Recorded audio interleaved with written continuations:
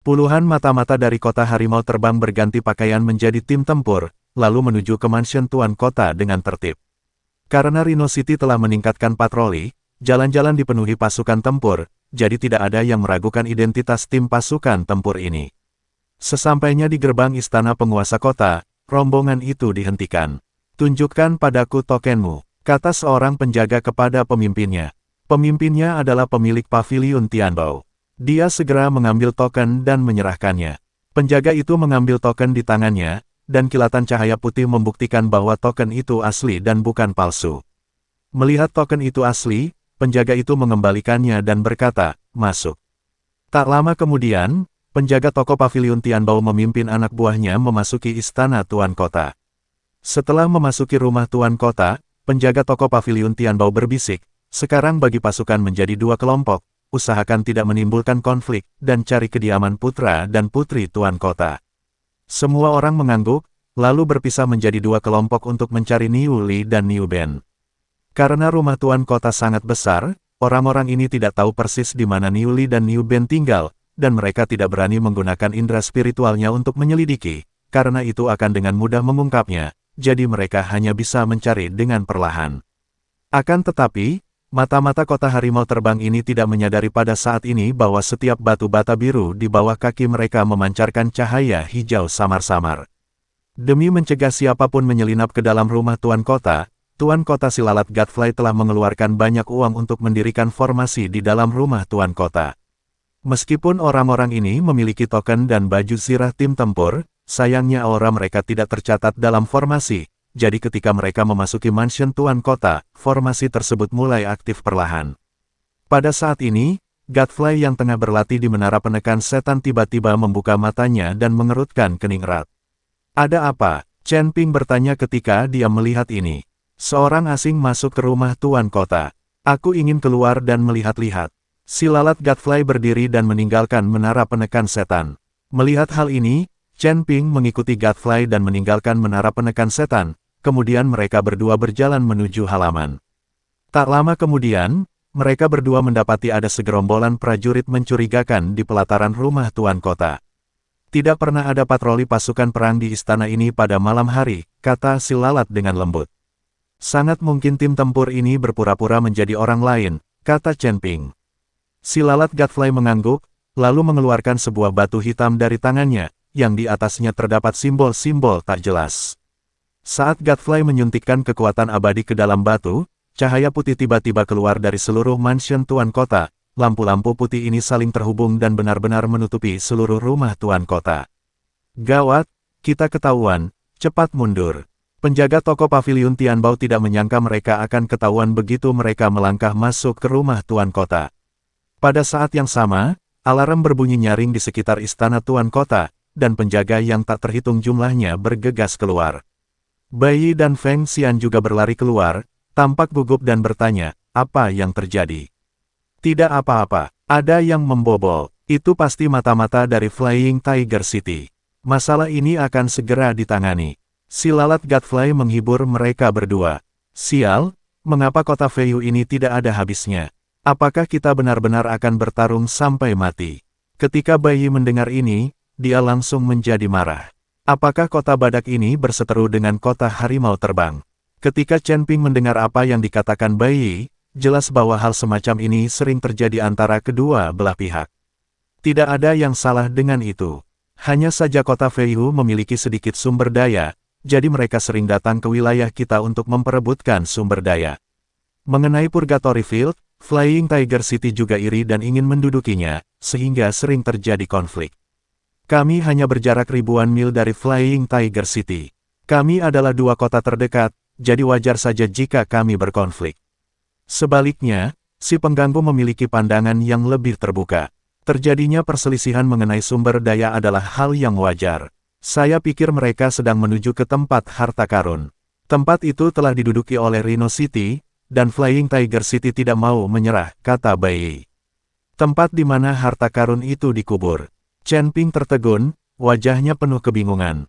"Kakak, nanti aku ceritakan. Kita selesaikan dulu urusan orang-orang ini." Setelah si Godfrey selesai bicara, ia melesat pergi dan menuju langsung ke arah mata-mata barat itu. Melihat hal ini, Chen Ping memanggil Bai Yi dan Feng Xian, ayo kita lakukan juga. Kita tidak bisa makan dan minum gratis. Setelah berkata demikian, Chen Ping langsung menyerbu ke depan sambil memegang pedang pembunuh naga di tangan. Ledakan-ledakan-ledakan, Chen Ping bergerak dan menebaskan 3 pedang secara berurutan. Tetapi ketiga pedang inilah yang secara langsung merenggut nyawa 3 mata-mata wilayah barat. Anda harus tahu bahwa mata-mata barat ini mengenakan baju besi khusus yang dibuat oleh tim tempur. Tidak hanya sangat keras, tetapi juga direndam dalam darah kura-kura. Sekarang Chen Ping bergerak dan benar-benar menghancurkan baju zirahnya dan membunuh orang itu, yang mengejutkan mata-mata wilayah barat. Jumlah mereka sudah sedikit, dan kini berhadapan dengan jagoan seperti Chen Ping, semangat juang mereka langsung sirna. Pengadilan kematian. Melihat kejadian ini, pemilik toko paviliun Tianbao langsung menebas Chen Ping dengan pisaunya. Pedang berwarna merah darah menjulang ke langit dan menebas dengan napas kematian yang tak ada habisnya. Melihat ini, Chen Ping mengayunkan pedang pembunuh naga di tangannya, bermaksud untuk memblokir serangan itu. Sialan, beraninya kau menyentuh adikku.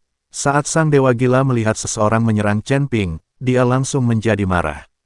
Dia langsung berdiri di depan Chen Ping dan kemudian menyerang dengan kedua telapak tangannya. Sang dewa gila menepukkan kedua telapak tangannya, lalu 2 bola api merah muncul dari telapak tangannya dan bertabrakan dengan pedang merah darah milik pemilik paviliun Tianbao. Di tengah ledakan dahsyat itu, pedang berwarna merah darah itu hancur berkeping-keping, dan pemilik toko paviliun Tianbao terlempar mundur bagaikan layang-layang yang talinya putus, menghantam tiang koridor dengan keras. Helmnya terlepas, dan darah menyembur keluar, mengotori baju zirah prajurit di dadanya hingga menjadi merah.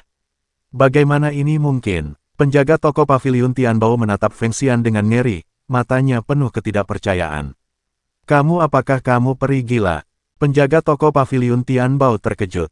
Sudah ratusan tahun sejak sang abadi gila memasuki api penyucian, dan semua orang mengira dia sudah mati, tetapi dia benar-benar muncul hari ini. Yang lebih mengejutkan pemilik toko paviliun Tianbao adalah bahwa dewa gila ini benar-benar memanggil Chen Ping dengan sebutan kakak. Dia tidak tahu identitas Chen Ping, tetapi token itu diperoleh dari Chen Ping, yang menunjukkan bahwa Chen Ping memiliki hubungan khusus dengan mansion Tuan Kota. Jika tidak, dia tidak akan memiliki token itu. Itu kamu. Chen Ping terkejut saat melihat pemilik toko paviliun Tianbao. Si lalat Godfly pun berjalan mendekat dan melihat wajah orang itu dengan jelas. Pupil matanya tiba-tiba mengecil dan ekspresi terkejut muncul di wajahnya. Itu kamu, Li Tianbao. Suara si Godfly dipenuhi dengan kemarahan dan kekecewaan. Aku sangat percaya padamu sehingga aku menyerahkan paviliun Tianbao kepadamu untuk dikelola. Aku tidak pernah menyangka kau adalah mata-mata dari kota Feihu. Li Tianbao berjuang untuk bangkit dari tanah, menyeka darah dari sudut mulutnya, dan mencibir. Godfly, jangan terlalu naif. Di dunia ini di mana yang kuat memangsa yang lemah, siapa yang tidak ingin menempati lebih banyak sumber daya? Kota badakmu menempati tanah harta karun dan memonopoli sumber daya. Kota harimau terbang tentu saja tidak akan tinggal diam. Si lalat Godfly berteriak dengan marah. Auranya melonjak, hari ini, tak seorang pun dari kalian akan keluar hidup-hidup. Saat dia bicara, kata-kata ajaib di tangan Godfly berubah, dan formasi di atas mansion Tuan Kota bersinar terang. Rantai muncul dari kehampaan dan terbang menuju mata-mata yang tersisa dari Flying Tiger City. Tepat ketika semua orang tengah bertarung dengan sengit, tiba-tiba terdengar teriakan dari kejauhan. Biarkan aku pergi. Niu Ben terlihat berjalan keluar ruangan sambil disandera oleh mata-mata dari Flying Tiger City. Tangan mata-mata itu berada di tenggorokan Niu Ben. Jika dia tidak berhati-hati, Niu Ben akan mati. Ayah, selamatkan aku. Wajah Niu Ben dipenuhi ketakutan dan dia berteriak minta tolong. Si lalat Godfly terdiam sejenak, sekilas kepanikan tampak di matanya. Jika kau berani menyakiti anakku, aku akan membuatmu menjalani kehidupan yang lebih buruk dari kematian. Mata si Godfly terbuka lebar karena marah, dan tubuhnya dipenuhi dengan niat membunuh. Melihat ini, Li Tianbao sangat gembira. Dia menahan rasa sakit dan berjuang untuk berjalan menuju mata-mata yang menyandera Niu Ben. Godfly, kau tidak menduganya, kan? Tuhan akan selalu menemukan jalan keluar. Li Tianbao berkata sambil tersenyum sinis, minggirlah dan biarkan kami pergi. Kalau tidak, putramu akan mati. Wajah si Godfly tampak muram dan tidak yakin. Melihat mata putranya yang ketakutan, hatinya dipenuhi kebingungan. Sebagai penguasa sebuah kota, dia tentu tidak bisa membiarkan mata-mata dari kota Feihu pergi begitu saja, tapi itu adalah putranya sendiri, bagaimana mungkin dia bisa melihat putranya jatuh ke dalam bahaya. Jangan impulsif. Chen Ping melangkah maju dan berbisik, biarkan mereka pergi dulu, baru kita bisa membuat rencana jangka panjang. Si Godfrey menggertakkan giginya dan akhirnya perlahan-lahan menyingkirkan formasi itu. Kalian semua boleh pergi sekarang, tetapi kukatakan padamu, apa yang telah dilakukan Flying Tiger City hari ini, aku, Rhino City, telah mengingatnya, cepat atau lambat kita akan menyelesaikan masalah ini. Li Tianbao tersenyum penuh kemenangan dan memberi isyarat kepada mata-mata Ria untuk mundur perlahan. Godfrey, sampai jumpa nanti. Kuharap kau masih bisa bersikap berani saat kita bertemu lain waktu. Menyaksikan punggung mata-mata kota Flying Tiger berangsur-angsur menghilang di kejauhan, Godfrey mengepalkan tangannya, kuku-kukunya menancap dalam di telapak tangannya, dan darah menetes melalui jari-jarinya. Ayahel, Niuli juga berlari keluar ruangan. Melihat saudaranya disandera, air mata mengalir di matanya. Kita harus menyelamatkan saudaraku, jangan khawatir, aku pasti akan menyelamatkan benar. Tatapan mata si lalat Godfrey tajam, beraninya kota harimau terbang bersikap begitu sombong di wilayah kota Badaku. Aku akan membuat mereka membayar harga yang mahal. Setelah Godfrey selesai berbicara, dia melihat ke arah penjaga City Lord's Mansion dan berteriak, siapa yang menjaga gerbang hari ini? Bagaimana orang-orang ini bisa masuk? Seseorang membutuhkan token untuk memasuki rumah Tuan Kota. Sekarang setelah begitu banyak mata-mata kota Flying Tiger memasuki istana Tuan Kota, para penjaga tidak menghentikan siapapun. Hal ini membuat Godfrey sangat bingung, dia curiga ada mata-mata di istana Tuan Kota. Lagi pula, bahkan pemilik paviliun Tianbao telah menjadi mata-mata kota Feihu. Dia mulai tidak mempercayai siapapun. Tuan Kota, kami bertugas hari ini. Mata-mata kota harimau terbang ini masuk dengan token, dan token tersebut telah diverifikasi dan asli, jadi kami mengizinkan mereka masuk. Seorang penjaga melangkah maju dan berbicara dengan hati-hati. Bagaimana mereka mendapatkan tokennya? Si lalat pengganggu tampak bingung. Pada saat ini, Chen Ping sepertinya teringat sesuatu, dan berkata dengan sedikit malu, token mereka seharusnya diberikan olehku. Chen Ping teringat bahwa dia telah menggadaikan tokennya di paviliun Tianbao.